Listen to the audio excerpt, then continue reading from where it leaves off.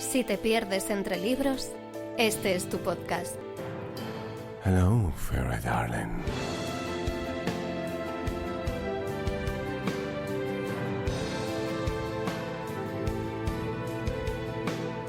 ¿Qué tienen los vampiros que nos siguen atrayendo siglos y siglos después? ¿Qué los hace tan irresistibles y al mismo tiempo tan terroríficos? ¿Cuántas de vosotras estaríais dispuestas a ofrecerle el cuello a uno de ellos? Esto es Libretes y Gatetes, yo soy Kisu y Nefer, ¿qué tal? Hola, muy bien. En este mes de octubre nos hemos decantado por las temáticas un poquito así más spookies. En el episodio anterior estuvimos hablando del terror y sus distintos subgéneros y hoy nos centramos en una de las figuras más destacadas dentro del terror, aunque ha ido derivando a otras cositas, algunas más picantes que otras. Y es que hoy nos hemos limpiado bien el cuellito y venimos a hablar de los vampiros. Y yo os pregunto, chicas, ¿vampiros que brillan o vampiros que si les da el sol, incendio? Somos Team Damon por aquí. Bueno, depende también las intenciones que lleven, ¿no? Porque imagínate cargarte a alguien así. Va a ser más complicado. Tal y como se comportan en la serie, la verdad es que no te dan opción para mucho. Como no les caigas bien, te parten el cuello y se acabó. Pero mucho antes de que los vampiros empezasen a empalar jóvenes y jóvenes, lo cierto es que la figura del vampiro hemos estado investigando y el folclore de los vampiros o alrededor de los vampiros es algo súper extenso. Yo pensaba que esto era simplemente de la mitología, o sea, del folclore eslavo, que venía simplemente de ahí, pero nos hemos puesto a mirar y es que tenemos de todo: Mesopotamia, Egipto. Contadme vosotras qué habéis investigado por ahí, porque yo la verdad es que me he perdido con tantas cosas. Sí, eso parece ser como algo común, ¿no? O sea, por un lado tenemos como la figura de algo que puede o no ser inmortal, pero sí que se suele dar a entender como que o ha muerto o está vivo pero no está realmente vivo, y eso como que se levanta para comerse a los vivos, y eso, bien carne o bien sangre, porque al final eso, los que devoran bebés, que eso sí que lo he visto que es bastante común, o sea, de hecho Lilith, cuando estamos hablando de la cultura mesopotámica, sí que se decía que en concreto se alimentaba de bebés, y luego ya en su referente o equivalente hebreo se indica que se alimenta de carne humana de adultos, o sea, es como ya le va todo. Ya No, todo, lo que lo sea. que se mueva. Hay mucha hambre en el mundo. Lo que se mueva le vale. Y justo también hay otra figura que es más antigua, que apunté el nombre porque era un poco era Lamashtu, y este también es un poco este rollo de comer bebés, pero en concreto este lo que hacía era como vigilar a las mujeres embarazadas y en el momento que daban a luz se comían el bebé. Entonces sí que es cierto que hay bastante simbología con eso, con las embarazadas, los bebés, o sea, porque luego también el hecho de que sean mujeres, también tenemos la imagen de los súcubos que seducen a los hombres para chuparle la sangre o lo que pillen. Además, eso ha perdurado a día de hoy en muchas cosas. Entonces, sí, a mí se me ha hecho curioso lo de los bebés, que era bastante recurrente. Pero creo que los máximos exponentes de los mitos y toda la cultura y folclore acerca de los vampiros, bueno, nos viene de las culturas eslavas y en concreto de Rumanía, que esto aquí, paréntesis, una vez hice un viaje de trabajo a Rumanía, a Cluj, muy cerca de donde está el castillo del conde Drácula, y era muy curioso, en el aeropuerto, creo que para ellos realmente Vlad Tepes, que es como la imagen originaria de Drácula, es un héroe nacional, y en el aeropuerto había como un montón de imanes y recuerditos de vampiros, o sea que ellos realmente lo llevan un poco con orgullo, que yo pensé, digo, jolín, lo mismo están hartos de la bromita de ¡ay, los vampiros! No sé qué, y es como, no, o sea, debe ser algo súper importante. Me impactó un poco porque yo dije, jolín, qué guay. Y además eso es que realmente, bueno, la leyenda de Vlad el Empalador, creo recordar que es como del siglo XV, o sea, es relativamente reciente si lo comparamos con los mitos pues de Mesopotamia, o incluso, creo que no lo hemos mencionado, los mitos también romanos y griegos también tienen estas figuras que son vampíricas, aunque sí que, por ejemplo, en Roma no es tanto esta figura del no muerto, sino más bien simplemente son o sombras, espíritus que se alimentan de sangre, pero como que no tiran tanto tanto por los muertos. En cambio, en Rumanía sí, porque los estrigos y también están los moroi, que son como las figuras así más importantes. Los moroi son como que causan pesadillas, que esto también es algo que vemos en los libros actuales, de pues que se les asocia un poco a que tienes malos sueños, que no te dejan dormir, como que te están acechando. Y los estrigoi eran directamente, no me da la sensación de que fueran vampiros, sino más bien estos engendros vampíricos, como un poco de sed de sangre sin pensar y monstruos directamente. Y encima ellos decían, había veces que desenterraban cadáveres para comprobar que ese cadáver no se hubiera convertido en un vampiro. O sea, 7 años después abrían una tumba y decían, a ver, ¿el muerto sigue aquí?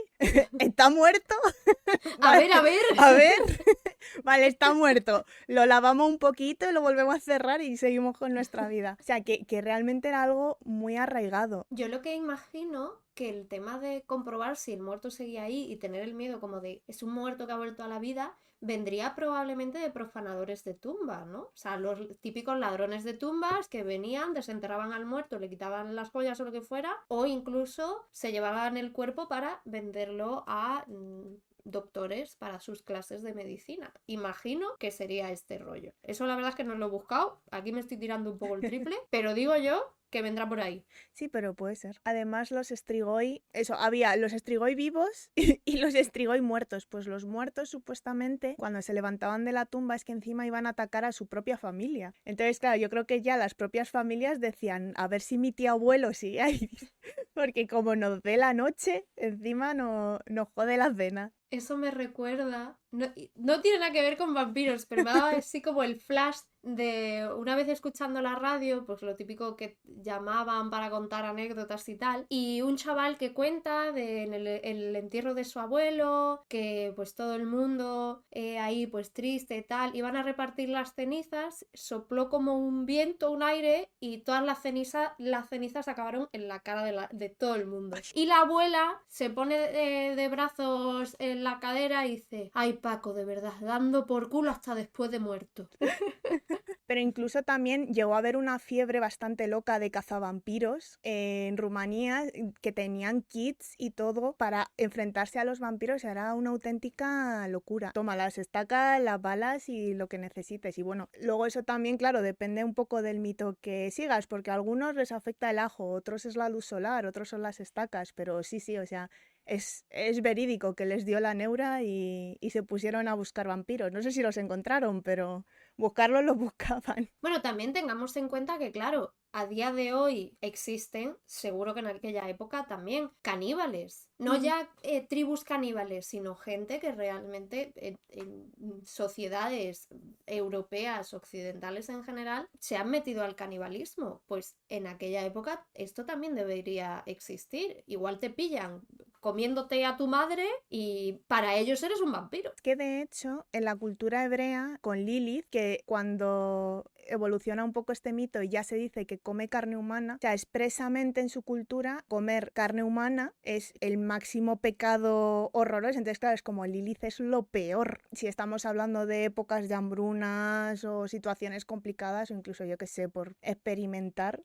seguro que había cosas raras y tribus caníbales seguramente que hubiera por esa zona, porque a mí es eso, me choca mucho la cantidad de historias y de mitos y además tan específicos que hay eso en la zona de Rumanía, porque por ejemplo también vi que me pareció muy curioso que, bueno, vampiro supuestamente es como que te pueden convertir o es que puedes nacer vampiro, y esto me apunté varias cosas porque había algunas muy curiosas que decía, por ejemplo, un niño que nazca con el saco amniótico cubriéndole la cabeza puede ser vampiro. Un niño que nazca con un pezón de más puede ser vampiro. Entonces, cosas muy aleatorias. Mi novio tiene 4 pezones. ¿Me estás diciendo? Es doblemente vampiro. Ahora entiendo por qué me levanto todos los días reventada. No era el capitalismo, era que vivo con un vampiro. Vives con un vampiro y no te has dado cuenta. Y de hecho, en la recopilación de cuentos de Las Mil y Una Noche hay varias historias de vampiros. Una es de una princesa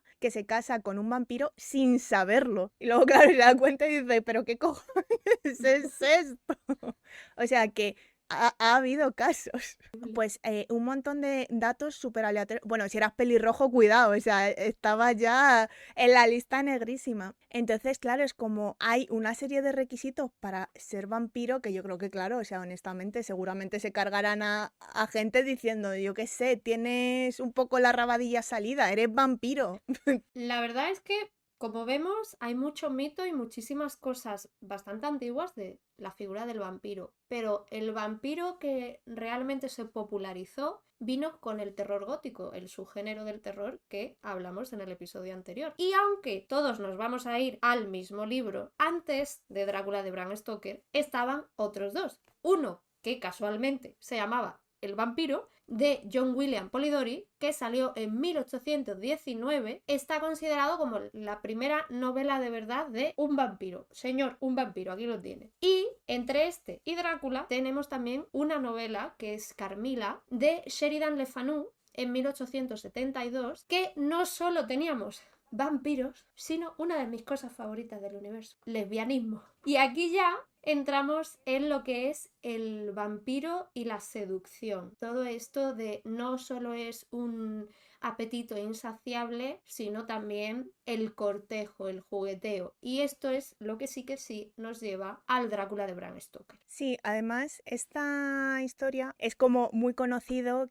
que el Drácula se basa en el personaje de Vlad Tepes, que, bueno, de hecho su apellido era Dracul. Entonces, como, vale, pero es que resulta que, aunque sí que toma el nombre de este señor, que hizo cosas horribles, y de hecho pasó a la historia por hacer cosas muy, muy feas, de hecho, le reportaron al Papa y todo diciendo, oye, mira, ¿tú sabes lo que está haciendo este señor? Y aparece en los escritos de, creo que es el Papa Pío II, que le mandaron las cartas y él las escribió en sus comentarios en plan, de este chalao, ¿qué le pasa?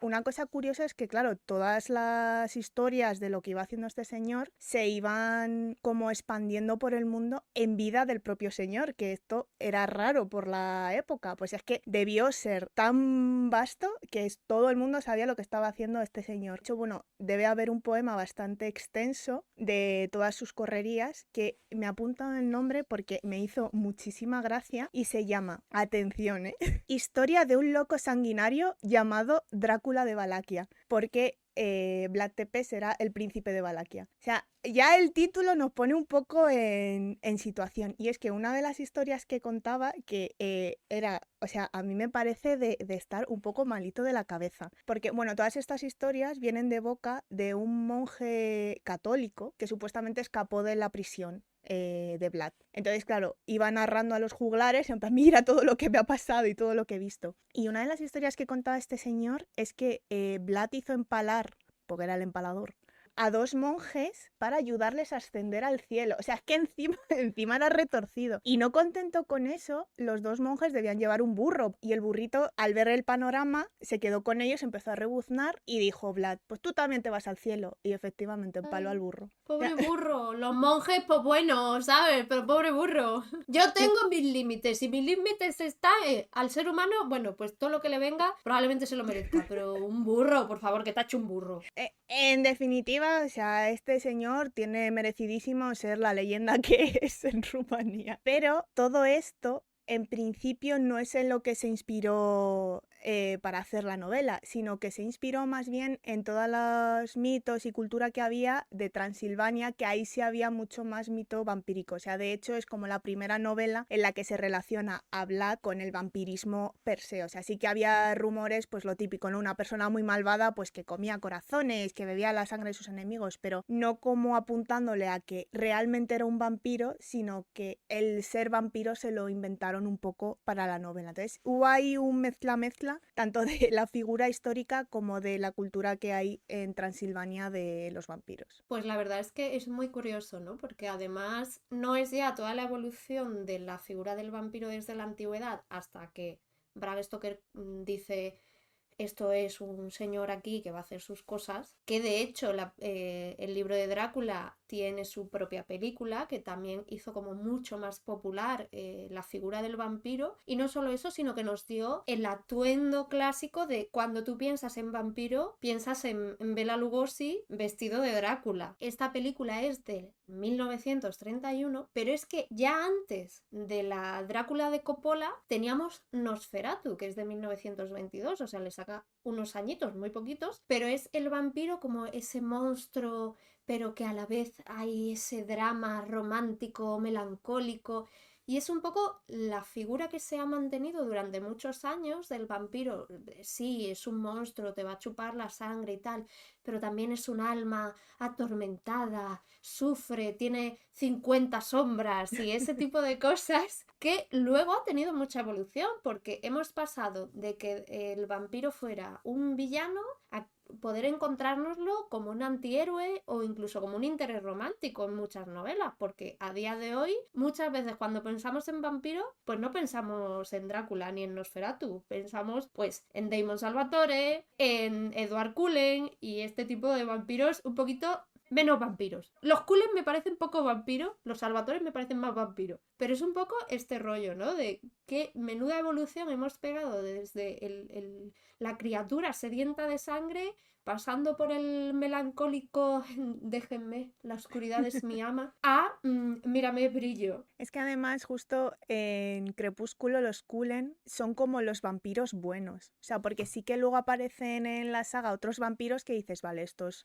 son malos. O sea, no porque sean malos, sino como que realmente responden un poco a sus impulsos de yo necesito beber sangre. O sea, porque además los Cullen es como el padre es médico, entonces les trae las bolsitas de sangre, como que son unos vampiros muy civilizados y muy metidos en la sociedad. Entonces, claro, creo que nos choca un poco, sobre todo pues eso, si de crónicas vampíricas o el del vampiro Lestat, es como que te choca de pronto ver ese vampiro que se frena mucho a sí mismo, que no cede a los impulsos, que está ahí, no sé, haciendo facturas. Bueno, tiene sentido, ¿no? Porque al final es un poco cómo sería un vampiro en la sociedad actual. Bueno, vale, pues te tienes que adaptar. Pero yo creo que por eso también choca un poco, porque son vampiros muy humanos. Al final yo creo que lo que realmente conecta a todas las figuras del vampiro, hay como rasgos universales en ellos, ¿no? Que sería un poco la inmortalidad, porque el ser humano lleva, no voy a decir desde el principio de su existencia, porque igual es pasarse, pero que nos hemos llevado muchos años buscando el secreto de la inmortalidad, el santo grial, la fuente de la juventud, este tipo de cosas. Entonces, al crear la figura del vampiro, tenemos una criatura que es inmortal. O longeva, porque claro, me gusta mucho diferenciar entre inmortal y longevo. Inmortal es que si te clavo una estaca no te vas a morir. Longevo es que si yo no te hago nada, tú igual puedes vivir miles y miles de años, pero de algo te puedes morir. A mí no me engañas. Pero es un poco eso, ¿no? Pues la inmortalidad, el no caer enfermo, el que qué feliz sería yo si no me pusiera mala una vez al mes como mínimo. El tema también del deseo, de lo prohibido. A un vampiro tú no le puedes prohibir nada porque es súper fuerte, o si no es súper fuerte, puede tener esos poderes mentales que les ponen muchas veces, tanto en literatura como en cine, series y tal, de te voy a controlar, soy un Jedi. Estos no son los androides que buscas. Y al final, yo creo que eso es lo que consigue enlazar todas las figuras de vampiro, cada una con sus detalles. Pues esta le ha hecho no sé qué, y en este relato el vampiro es de esta forma, pero que la idea base es siempre la misma. Sí, yo creo que hay que ver un poco el contexto de cada relato al que nos estamos refiriendo. O sea, al final Crepúsculo es un público adulto joven y bastante conservador, porque también tú analizas un poco la obra y es como un romance, típico romance de, por ejemplo, no hacemos nada sexual hasta que nos casamos, o sea, un poco incluso tomando tintes casi mormones. Entonces, tampoco puedes tener un vampiro súper sensual que, ay, mira, no puedo más, me está seduciendo, porque no da pie a ese tipo de dinámicas. En cambio, en relatos más oscuros, pues sí, puedes también jugar un poco con esa moralidad de decir, ay, mira, es muy fuerte, es malo, la erótica también, porque, por ejemplo, y también haciendo referencia al juego de rol Vampiro, no he jugado, pero me han contado que, por ejemplo, cuando tú creas tu personaje, creo que se llama el abrazo, que es cuando te convierten, Sí. o sea, es una escena que se narra y debe ser también como con tintes bastante eróticos. De decir, es un evento traumático, pero también tiene esa carga de erótica. Y creo que en bastantes relatos, cuando se habla también de que se muerden a las víctimas, también se hace hincapié en esto de el éxtasis, ¿no? De que te muerden, es como, o sea, quiero decir, un mordisco en el cuello, cuidado, eso duele un montón. Pero Hombre, a mí depende de cómo me lo den. ostras, pero que te arranquen la yugular, yo creo que eso duele. Es que creo que además hay animales reales que tienen ese tipo de cosas, de que hacen que como que la presa sienta como placer del mordisco para que se quede tranquilita. Como un vampiro. Sí, sí, o sea, yo creo que al final es eso, entonces un poco mezcla de todo. Si quitas también ese componente de erótica, sobre todo en los libros que son más tirando a romance y así, en verdad es una situación muy creepy y que duele mucho. Que nada, que esto no duele. Esto me recuerda a una novela visual que es terrible, o sea, no es una recomendación, no hace falta que la busquéis. Es una Sí, más anti-recomendación. bien, que se llama Diabolic Lovers. Y la trama básicamente es, hay en una mansión viven, no sé cuántos vampiros serán, pero a lo mejor eran como 6. Y llevan a una chica que creo que era parte de, era aristócrata o algo así, pero básicamente es para que se alimenten de ella. Entonces, básicamente todas las tramas son un vampiro medio seduciéndola, medio forzándola en ocasiones y alimentándose de ella. O sea, es terrible, fue muy popular en su tiempo, pero es terrible. O sea, Uf. es una historia de abuso completamente. O sea, la chica está ahí un poco por circunstancias, en plan, me han soltado aquí, pero yo esto no lo quería para nada. Claro, tú ahí, ¿qué vas a hacer? En plan, pues yo me voy a tener que dejar morder porque es o me convierto en el sustento de estos bichos o me matan Sí. directamente. Entonces, De hecho, en ese contexto, a ver, quiero decir, no nos vamos a meter a analizar lo machista que son algunos animes, pero era siempre un poco eso de ella se quedaba ahí un poco quieta, rollo, estoy aquí por circunstancias, y era como ellos quienes iniciaban todo. Y mira, ahí si lo analizas, aunque el objetivo era erótico, tú lo analizas y dices, esto es de terror, esto, esto es terrorífico. bueno, para equilibrar un poco de la anti-recomendación a una recomendación de verdad, hay un clásico contemporáneo que yo creo que todo el tema de el vampiro más sensual, pero también sin perder esa nostalgia y el melodrama del pasado, es claramente Entrevista con el vampiro. Yo, de hecho, la peli me la vi este año, no había visto la película. Sigo enamorada de Antonio Banderas, por supuestísimo, en todas las películas que haga, pero aquí vamos a hablar más de libros. Yo ahora os quiero preguntar, porque claramente cuando salió la peli de Entrevista con el vampiro, yo eso creo que fue como un boom del vampirismo, pero yo tengo mis dudas. ¿Me podéis explicar, por favor? Porque yo, de verdad, a día de hoy sigo sin entenderlo. Explicadme el boom de Crepúsculo.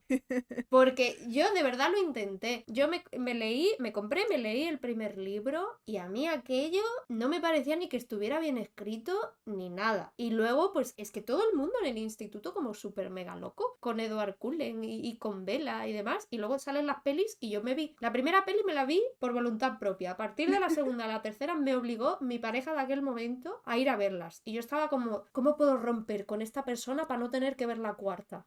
No, es cierto que las películas son horribles. Solo se sustentan porque tienes la euforia de haber leído el libro, entonces vas a ver la película. Pero si tú no conoces Crepúsculo y ves la peli, dices, pero este mierdón, ¿esto qué es? Yo creo que es que Crepúsculo juntó varios elementos y apuntó al target adecuado, porque es una historia de romance bastante ligerito, o sea, porque más allá de besitos y tal, pues eso, hasta prácticamente el último libro, no, o sea, sí que hay referencias en plan de, mira, estos dos personajes están ahí chiqui chiqui como conejos todo el día, pero ya está, o sea, eso es un poco lo que se dice. Entonces era eso, era un romance de instituto, público, chicas de instituto. Encima Bella era un personaje un poco tirando a friki, ¿no? Porque su novela favorita, por ejemplo, era Cumbres Borrascosas. Y además, eso, pues como que le gustaba mucho la lectura, vestía un poco con tonos marrones. O sea, no sé si de hecho llega a decir como que su color favorito es el marrón. Esto lo mismo me lo estoy inventando, pero su tonalidad era esa, marrón. No usaba maquillaje. Era un poco también este estereotipo de no de pick me, sino de no soy como las demás chicas. Yo lo siento por aquellas personas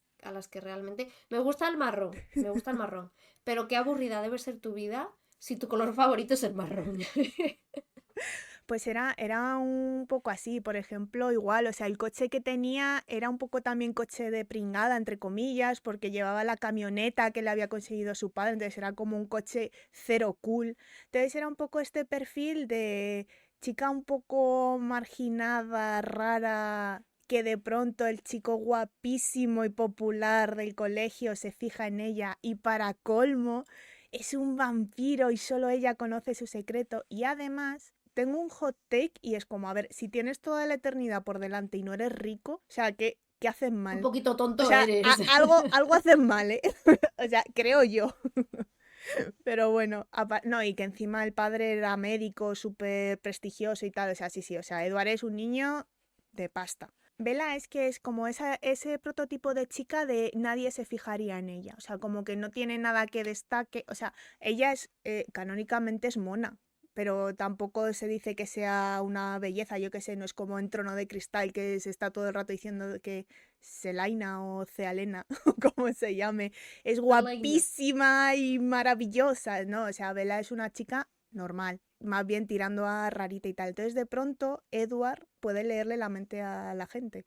Creo que me estoy enrollando mucho. Pero bueno, Bella es especial porque a ella no le puede leer la mente. Entonces, como eso, o sea, un poco eso de la chica que pensaba que nadie la iba a elegir y de pronto la eligen. Pues se enganchó y eso fue un furor. Sí, o sea, además Bella es que es totalmente pasiva. O sea, yo creo que también es un poco estos fanfic que es rollo, los personajes románticos hablan con el lector. O sea, como que el lector es parte de la historia. Entonces, Bella tenía una personalidad tan maleable, o sea, era tan irrelevante, que tú podías llegar a decir, soy Bella y Edward es mi novio. No hay una cosa sola que digas, mira, por esto Crepúsculo triunfó, sino que fue como un cúmulo de cositas que consiguió que una historia pues bastante mediocre tuviera el éxito que tuvo. Y bueno, y luego también pues la suerte. Realmente nunca sabes qué es lo que va a dar el pelotazo. Bueno, y hemos hablado de Crepúsculo, hemos hablado de Crónicas Vampíricas, la de los Salvatore también,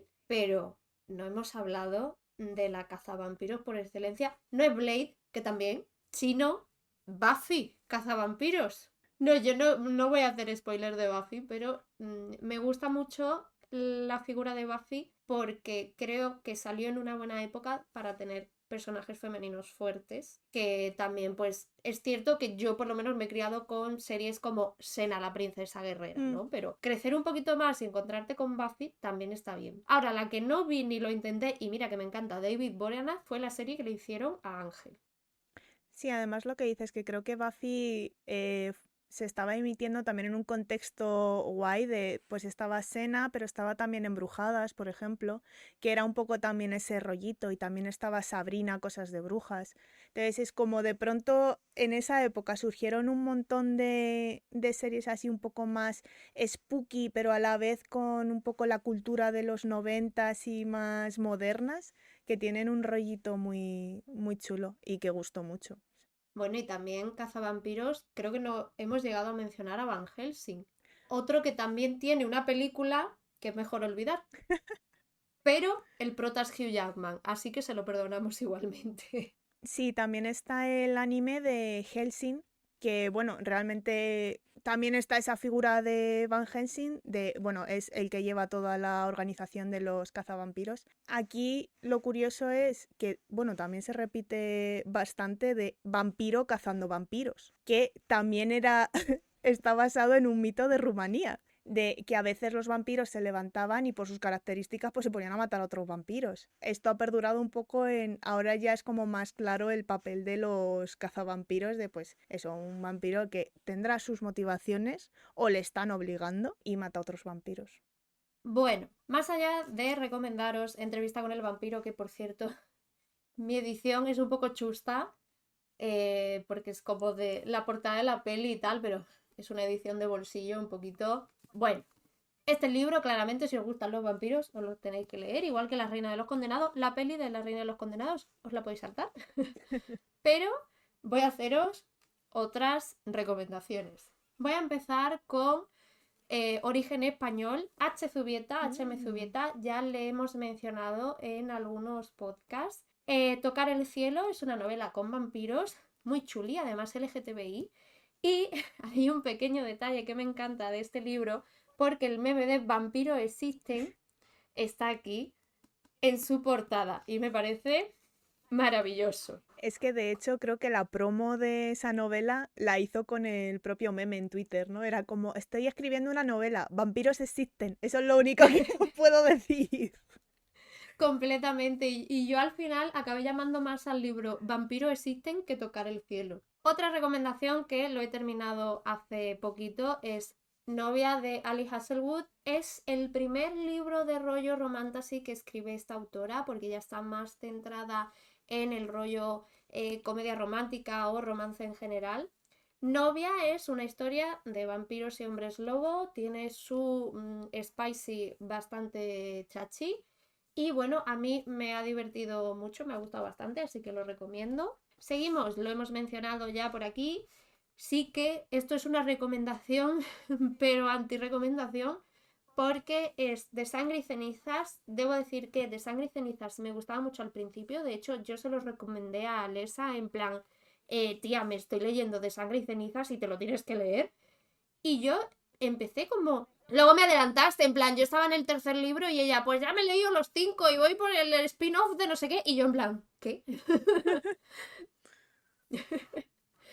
Pero sí que lo hemos mencionado en algún podcast, que empieza a haber muchos fallitos conforme avanza la saga, que a mí es lo que me hizo abandonarla o más bien tenerla en stand-by, porque sé que me gustaría seguirla, pero tiene cosas que pueden ser un poco densas. Pero bueno, por lo menos el primer libro os gustará. Antes de pasar a cómics, porque también tengo cómics, no tengo una portada, pero os hago así.